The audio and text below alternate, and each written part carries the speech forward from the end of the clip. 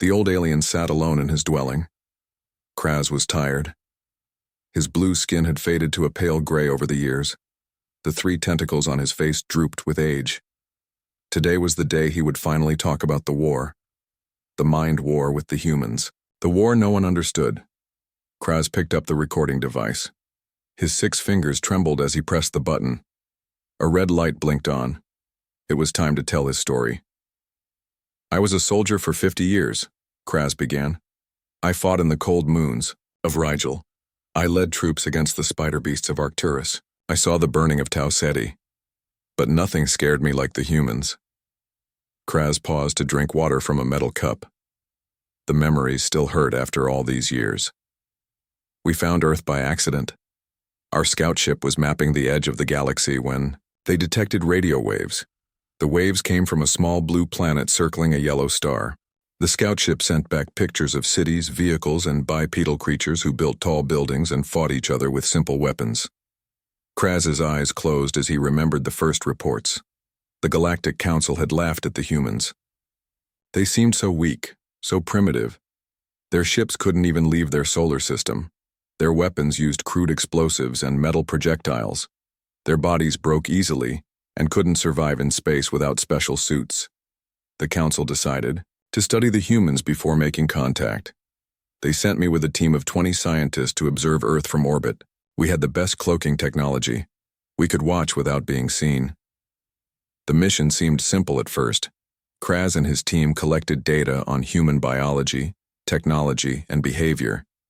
They listened to radio and television broadcasts. They watched humans go about their daily lives. We learned their languages quickly. We studied their political systems, their religions, their art. We read their books and watched their movies. And we began to notice something strange. Kraz leaned closer to the recording device. His voice dropped to a whisper. The humans were different from any species we had encountered before. Their minds worked in ways we couldn't understand. They believed contradictory things at the same time. They created art about things that didn't exist. They told stories about impossible events and impossible creatures. And they knew these things weren't real, but they felt real emotions about them anyway. The observation mission continued for 1 Earth year. The scientists sent regular reports back to the Council. They recommended caution. There was something unpredictable about humans. The Council ignored our warnings. They decided humans would be easy to conquer. They sent a fleet of 50 warships to Earth. I was ordered to join the invasion force as an advisor. Kraz's voice grew harder as he remembered the arrogance of the Council. They had conquered 300 planets before. They saw no reason why Earth would be different. The invasion began with a demonstration of power. Our ships appeared over major human cities. We destroyed some empty buildings with our energy weapons. We expected fear, panic, surrender. That's what always happened before. But the humans reacted differently. Yes, there was fear. Yes, there was panic.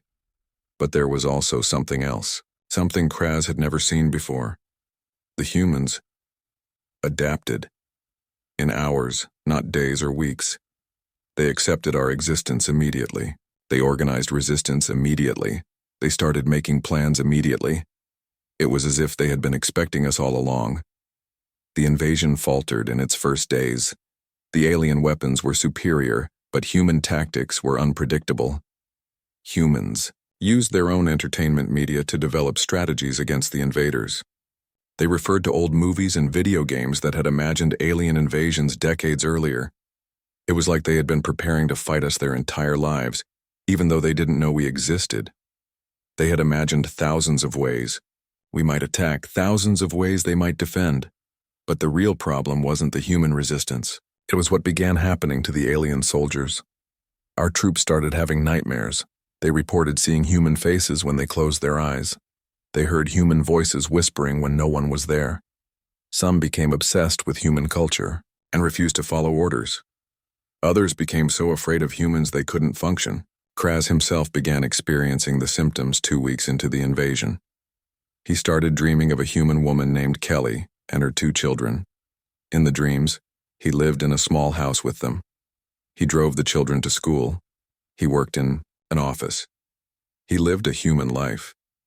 The dreams felt more real than my waking life. When I was awake, I found myself missing Kelly and the children, even though they didn't exist. I caught myself thinking like a human, feeling like a human. The invasion collapsed after 1 month. 3 alien ships turned their weapons on the rest of the fleet. Hundreds of soldiers killed themselves. Others deserted, hiding on Earth and trying to live among humans. The Council ordered a full retreat. We later learned what happened. Human minds generate powerful patterns that affect the neural structure of other species. Simply thinking about humans, learning about them, observing them, it changes your brain. It's not a weapon they use on purpose. It's just something that happens when you get too close to their thought patterns. Kraz stopped the recording. His hands shook badly now. He had more to tell, but he needed to rest. The memories were too strong. Even now, 50 years later, he could still feel the human thoughts in his mind. He could still see Kelly's face. He could still hear the children laughing. The most terrifying thing about humanity's mind war was that it never ended. Once you encountered human thoughts, you were changed forever. There was no defense. There was no cure. There was only adaptation. Kraz looked out the window at the 3 moons rising over his home planet. The Galactic Council had established a strict quarantine around Earth after the failed invasion. No one was allowed within 1 light year of the human solar system. But Kraz knew it wouldn't work forever. Humans were advancing quickly. Soon they would have their own interstellar ships. And when they reached the stars, their minds would change the galaxy forever. Kraz closed his eyes. In his mind, he saw Kelly, smiling at him. "Come home soon," she said. "We miss you." Tomorrow he would finish his story. Tomorrow he would explain what happened after the retreat, how the contamination spread, how their entire society changed in response to a species they had only known for a few months. But tonight, he would dream of Earth again. He would dream of being human. And part of him would be happy. Kraz woke up feeling tired. The dreams of Kelly and her children had been strong last night. He had lived another day as a human, taking the kids to a place called Disneyland. The joy he felt there lingered even now. He pushed the feeling away and turned on his recording device again. The red light blinked. It was time to continue his story. "After our retreat from Earth, the real problems began," Kraz said. "We thought leaving the human solar system would stop the mental effects. We were wrong. The soldiers who had been near Earth brought the human thought patterns with them. The contamination spread." Kraz remembered the quarantine ships, huge vessels floating in deep space, filled with soldiers who couldn't stop thinking like humans. The Council didn't know what to do with them. They couldn't be allowed to return home. The risk of spreading the human mind patterns was too great. I was placed on Quarantine Ship 7 with 5,000 other veterans. We orbited an empty star for 6 months while scientists studied us. They wanted to know if the effects would fade with time and distance from Earth. The effects didn't fade. Instead, they got stronger. Soldiers began forming social groups based on human cultures they had observed. Some started making art. Others built replicas of human objects. A group of engineers tried to make a device called a television. Another group wrote stories about humans. The scientists were afraid. They had never seen anything like this. Aliens exposed to humans didn't just think about humans. They started to think like humans. They became unpredictable, creative, individualistic. They questioned orders. They developed new ideas. They changed. The Council debated what to do with the contaminated soldiers. Some wanted to kill them all to protect the rest of their civilization from human influence. Others argued for permanent isolation on distant planets. A small group suggested that maybe the human influence wasn't entirely bad. I was called to testify before the Council. They wanted to know what it felt like to be affected by human thoughts. I told them the truth. It was terrifying and wonderful at the same time. I felt more alive, more aware, more myself. Kraz remembered standing before the 12 council members. Their cold eyes watched him as if he were already an alien to them. Perhaps he was. I told the council that fighting the human influence was pointless. We had to adapt to it, learn from it, find a way to integrate human patterns of thought without losing ourselves completely. Half the council voted to execute him for that suggestion. The other half voted to make him the leader of a new project. The vote ended in a tie. The High Counselor broke the tie in Kraz's favor. Just barely. They gave me an abandoned moon orbiting a gas giant. They gave me 1,000 contaminated soldiers. They gave me supplies and equipment. They told me to find a way to live with the human thought patterns. And then they left us alone. The colony was hard at first. No one knew what to do. They had always followed orders before. Now they had to make their own decisions. Many couldn't handle the freedom. They became depressed. Some killed themselves. Others fought over small disagreements. We called our moon New Beginning. We had to create everything from scratch. Not just buildings and farms. We had to create a new way of living, a new society, a new way of being ourselves while carrying human thoughts in our minds. They tried different systems of government taken from human history, democracy, communism, monarchy, all failed. Finally, they created something new, a system that combined their own traditions with human ideas. Each person had both a rank and a vote. Decisions required both authority and consensus. Slowly, we found balance. We learned to use human creativity without losing our sense of order. We learned to value individual thought without forgetting the needs of the group. We learned to tell stories without losing sight of reality. As their society stabilized, they began to study what had happened to them. Scientists on New Beginning analyzed how human thought patterns affected alien brains. They discovered that simple exposure to human ideas caused physical changes in neural structures. The human mind evolved differently from any other species in the galaxy. Humans live with constant internal conflict. They believe contradictory things simultaneously. They imagine what isn't real, so vividly they feel emotions about it. They contain many opposing viewpoints within a single mind. This mental structure allowed humans to adapt quickly to new situations. It let them consider multiple possibilities at once. It helped them create art and technology in ways no other species could match. But it also made human thoughts dangerous to more ordered minds. When we connected with human thought patterns, our ordered minds tried to make sense of their chaos. This caused our neural networks to reorganize. We began to think in multiple layers. We developed the ability to imagine, to create, to question. We became more like them. After 5 years on New Beginning, Kraz sent a message to the council. He reported that they had found a stable way to exist with human influence. They had developed methods to control the more destructive aspects of human thinking while benefiting from the creative aspects.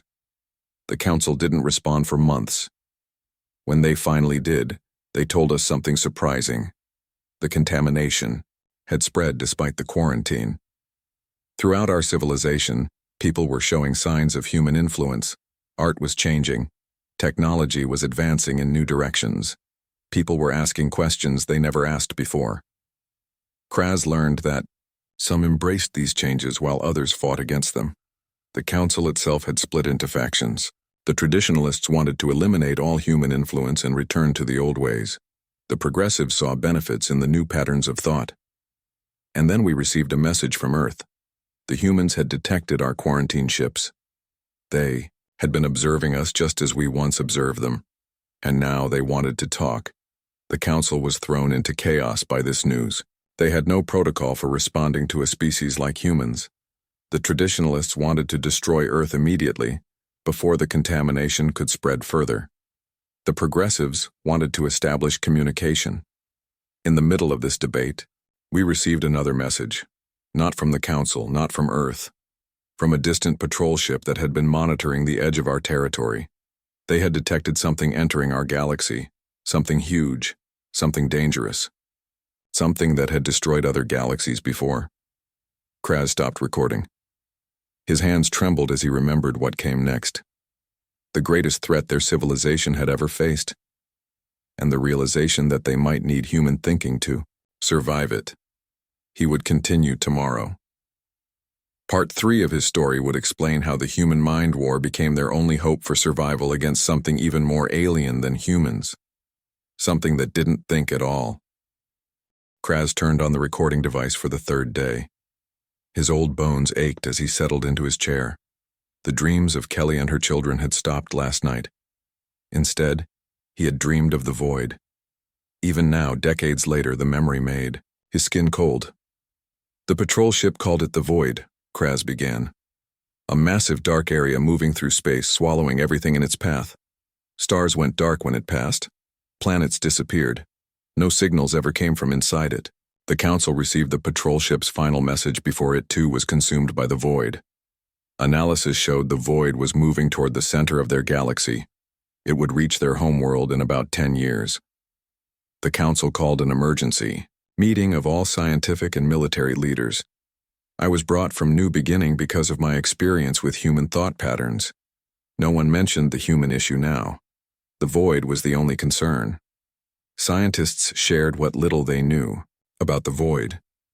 It wasn't a black hole or any known space phenomenon. It seemed to absorb all matter and energy without growing larger. It moved with purpose, changing direction sometimes to consume star systems that weren't in its direct path. Someone suggested it might be alive. Not alive like us or humans. Alive in a way we couldn't understand. A cosmic entity that fed on stars and planets. Others thought it might be an ancient weapon created by some long-dead civilization. The debate about what the Void was didn't matter as much as how to stop it. They tried everything. They sent ships to study it up close. None returned. They fired the most powerful weapons they had into it. The weapons disappeared without effect. They even tried to change its path by creating artificial gravitational fields. The Void ignored them. After 6 months of failed attempts, a scientist named Drez made a strange suggestion.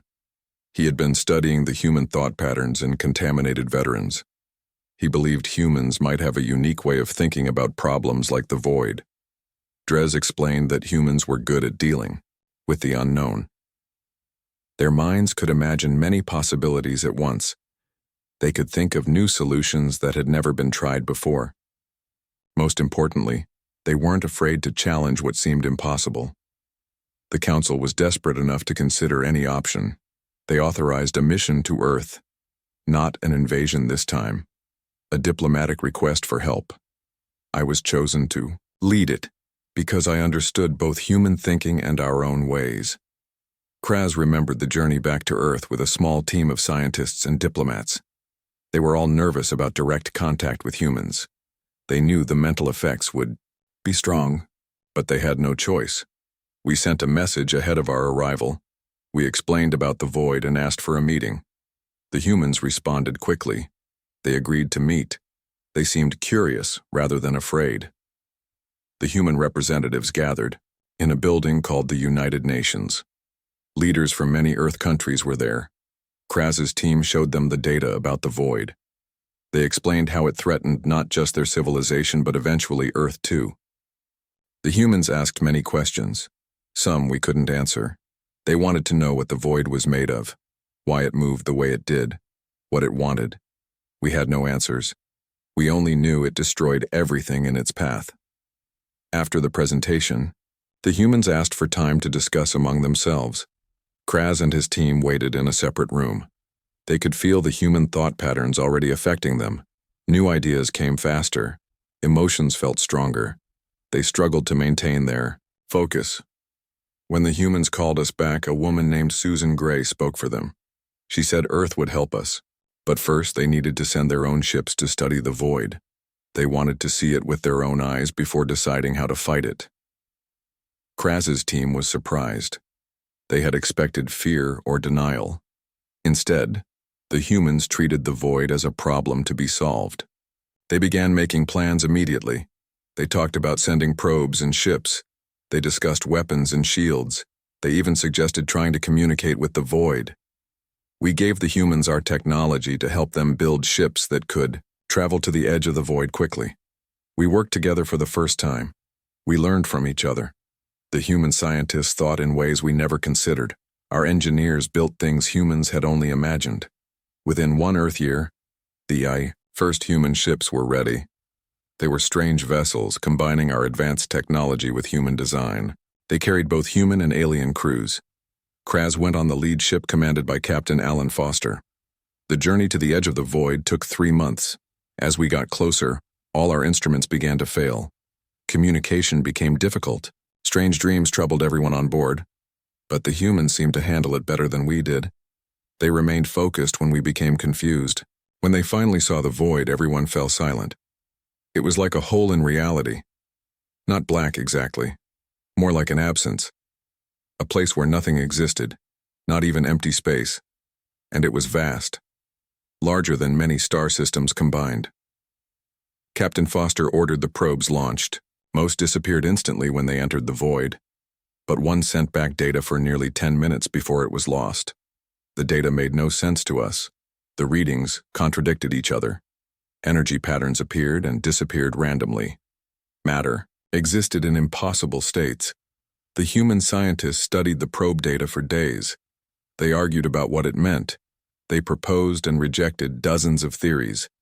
And then Dr. Lily Foster, the captain's sister, had an idea that changed everything.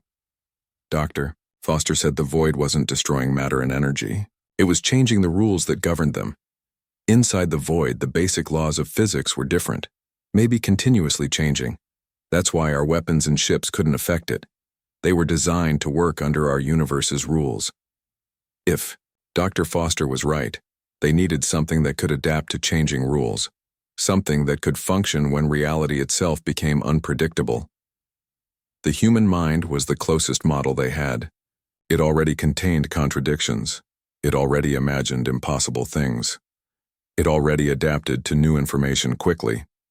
Dr. Foster suggested creating a device that worked like a human mind, not a computer that followed fixed rules. Something new that could think in multiple ways at once. Something that could imagine solutions to problems that hadn't happened yet. The human and alien scientists began working on this device immediately. They called it the mind mirror.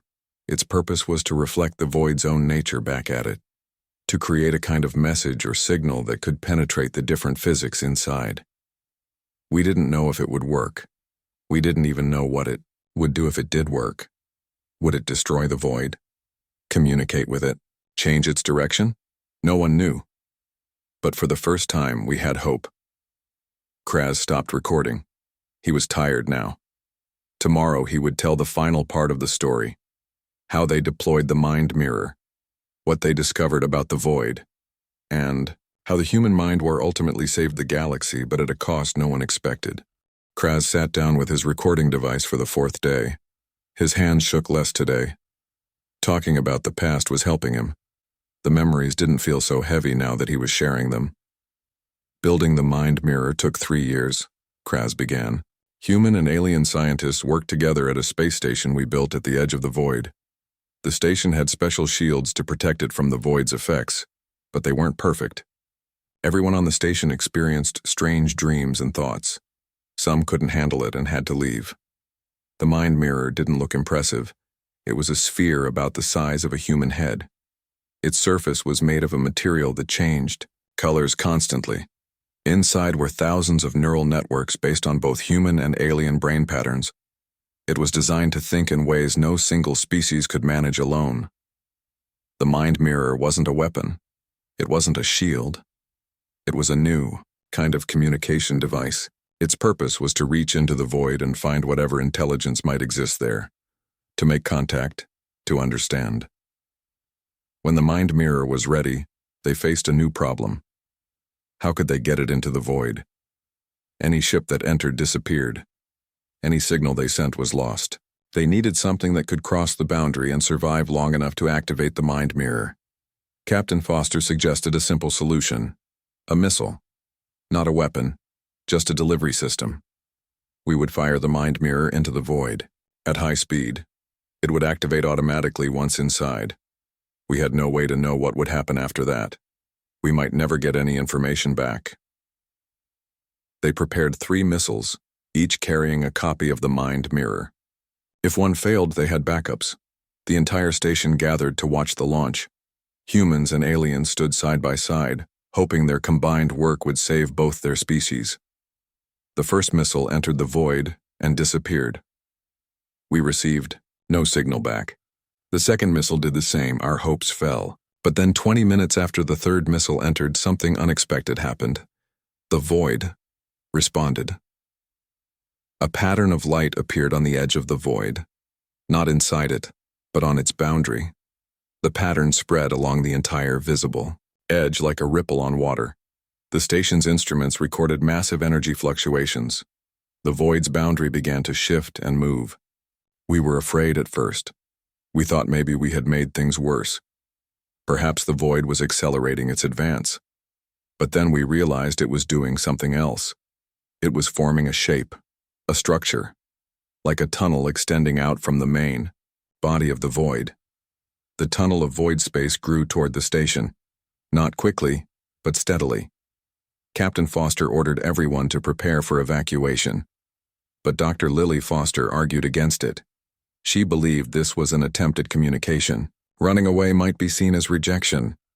We debated what to do as the tunnel came closer. Some wanted to flee. Others wanted to fire weapons at it. But Dr. Foster convinced Captain Foster to wait. The tunnel stopped growing when it was about 1 kilometer from the station. Then it just waited. Dr. Foster suggested sending a message, not with radio waves or light, which didn't work properly near the void.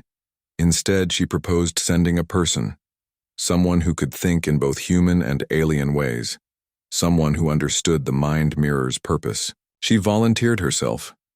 Captain Foster refused to let his sister go. They argued for hours while the void tunnel remained motionless. Finally, I offered to go instead. I had lived with human thought patterns for years. I helped design the mind mirror. And I was old. If someone had to be lost, better me than Dr. Foster. Kraz remembered the small ship they prepared for him, just large enough for one person. It had no weapons, just engines and basic life support. They equipped it with sensors to record everything, hoping the data might transmit back somehow. No one expected Kraz to return. I said goodbye to my friends. Captain Foster thanked me. Dr. Foster hugged me, a human gesture I had come to appreciate. I entered the small ship and launched toward the void tunnel. The journey would take only minutes. I was not afraid. I was curious. As Kraz's ship entered the tunnel, his instruments failed one by one. The ship still moved forward, but he had no way to know where he was going. The view outside his window was strange. Not darkness, but not light either. Something between, something that hurt his eyes to look at directly. I don't know how long I traveled. Time felt wrong in the tunnel. It might have been minutes or hours. And suddenly I emerged into a space that was different. I could see stars, but they were wrong. The wrong colors, the wrong patterns. I wasn't in our universe anymore. Ahead of Kraz floated something massive. Not solid, but not gas either. It shifted and changed as he watched. Sometimes it looked like a giant brain. Sometimes like a city. Sometimes like a swirling cloud.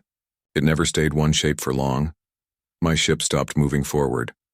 I wasn't controlling it, but something was. Then I felt a presence in my mind. Not words exactly. Not thoughts as we understand them. More like impressions, feelings, images. I understood somehow that this was the intelligence behind the void. The presence in Kraz's mind showed him images of countless galaxies, of civilizations rising and falling, of stars being born and dying. And through it all, the void traveling, watching, learning. It wasn't destroying, it was exploring, studying. But its mere presence changed the physics of our universe, causing what looked like destruction to us. I tried to communicate back. I thought about my people, about humans, about our fear of the void. I tried to show that we meant no harm, that we just wanted to survive. I don't know how much it understood. The presence in Kraz's mind changed. It showed him new images. The void pulling back, moving away from our galaxy. But then something else. Images of both humans and aliens changing, growing, becoming something new, becoming more like the void itself. I realized then what the void wanted. It wasn't interested in our planets or stars. It was interested in our minds, especially human minds. It had never encountered anything like human consciousness before. The contradictions, the imagination, the ability to think impossible thoughts. These were similar to how the void itself existed. Kraz sensed that the void was offering a kind of exchange.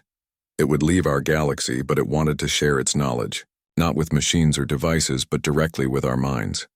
It would change us in the process, make us more than we were.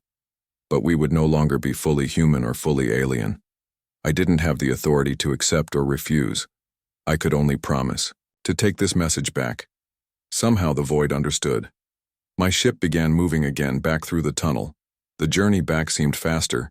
When I emerged, the station was still there. But I had been gone for 3 weeks, not minutes. Kraz stopped recording. His energy was fading. Tomorrow he would tell the final part. How the Council and Earth's leaders responded to the Void's offer. The choice they made. And how that choice led to the true mind war, one that would determine the future of all intelligent life in the galaxy. Kraz turned on his recording device for the 5th and final day. Outside his window, the 3 moons were aligned, a rare sight. It seemed fitting for the end of his story. When I returned to the station and told everyone about my experience, with the void, no one knew what to believe, Kraz began. The humans were excited, the aliens were afraid. Captain Foster asked for proof that the void would really leave our galaxy. Proof came the next day. The void began to shrink. Slowly at first, then faster. Stars that had been swallowed began to reappear. Not damaged, not changed, just back as if they had never been gone. The tunnel remained, though, still reaching out to the station. Messages were sent to Earth and to the Council. Both sides needed to decide how to respond to the Void's offer. Share knowledge with it, become something new, or reject it and hope it would leave anyway. The debate was fierce, on both sides. On Earth, humans argued over the opportunity. Some saw it as the next step in evolution, a chance to gain knowledge beyond imagination. Others feared losing what made them human. Religious leaders warned against it. Scientists were divided. No one could agree. The Council was even more divided. Most aliens still feared human thought, patterns. Now they were being asked to accept something even more alien, something that might change them even more completely. Some Council members wanted to destroy the station and the tunnel, even if it meant war with the Void. Dr. Foster suggested a compromise. Instead of forcing everyone to accept or reject the Void's offer, let each individual choose. Those who wanted to connect with the Void could stay on the station. Those who didn't could return home. Neither side would interfere with the other. After much debate, both Earth and the Council agreed to Dr. Foster's plan. They would allow volunteers to stay on the station and communicate with the Void. Everyone else would withdraw to a safe distance. If anything went wrong, the station would be destroyed. I chose to stay, of course. I was already changed by my journey into the Void. I could feel its presence in my mind, even at a distance. Dr. Foster stayed too. So did about 50 humans and 30 aliens. Captain Foster left reluctantly, promising to monitor the situation. The volunteers prepared for contact. They expanded the station, making room for the changes they expected. They set up equipment to record everything that happened. They said goodbye to friends and family, knowing they might never see them again, or might not be the same if they did. The contact began slowly. The Void extended tendrils of its strange, not-quite matter into the station. They touched our computers first, then our personal belongings. Finally, they reached for us. Dr. Foster was the first to touch a tendril. I was second. The sensation was impossible to describe. Not pain, not pleasure, but something beyond both. Kraz felt his mind expanding, growing to hold new concepts. He saw realities beyond the one he knew. He understood things that had no names in any language, and he felt others with him, the humans, the aliens, and something else. The Void itself, or whatever lived within it. We became a community of minds, not losing ourselves but growing beyond our old limits. We could think together while still remaining individuals. We could share knowledge instantly. We could see problems from 1,000 perspectives at once. The changed volunteers began to build new technology, devices that could alter gravity, bend space, even change the flow of time in small areas. They weren't working from plans or theories. They simply knew how to build these things now. The knowledge was part of them. Ships from Earth and the Council came to observe. They kept their distance but watched closely. They sent drones to collect samples of the new technology. They interviewed volunteers who agreed to speak with them through video links. They tried to understand what was happening. 4 months after contact began, the void kept its promise. It began to leave our galaxy. The tunnel remained connected to our station, but the main body of the void moved away. It would take years to completely exit, but its direction was clear. It was honoring our agreement. As the void withdrew, something unexpected happened. The volunteers' mental connection remained. More than that, it began to spread. Anyone who spent time near the changed volunteers started to change too. Not as completely, but enough to allow limited mental connection. The process was slow but unstoppable. This was the real mind war, not the earlier struggle between human and alien thinking, but this new expansion of consciousness. It couldn't be fought with weapons. It couldn't be quarantined. It spread through simple contact, through conversation, through proximity. Neither Earth nor the Council knew how to respond. Some wanted to isolate the changed volunteers forever. Others wanted to study them. A few brave souls wanted to join them. The debate raged for months while the changed volunteers continued their work, building wonders beyond imagination. In the end, both sides made the same choice.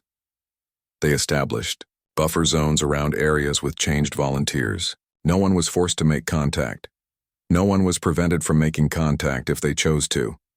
Each person could decide their own future.